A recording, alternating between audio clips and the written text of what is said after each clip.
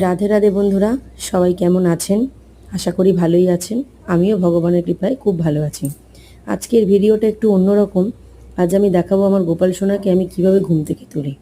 তো দেখুন, আমি এখানে ওর মশারি থেকে খুলে দিয়েছি। এখন ওর গায়ে একটু হাত বুলিয়ে দিচ্ছি।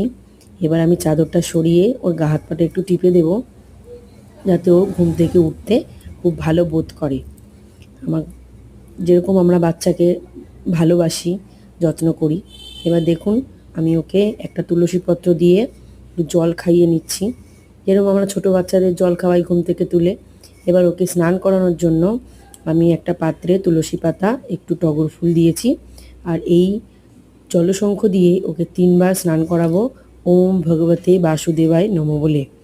এরপরে ওকে চান করানোর পরে আমি একটা ছোট্ট কাপড় নিয়ে ওর গা হাত পাটা মুছিয়ে দিচ্ছি।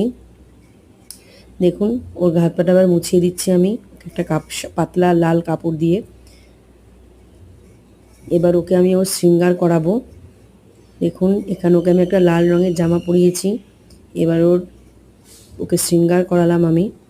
এবার আমার গোপাল সোনাকে কেমন লাগছে একটু কমেন্টে জানাবেন, আর আপনাদের গোপালকে কিভাবে সেবা করেন সেটাও আমাকে জানাবেন। রাধে রাধে।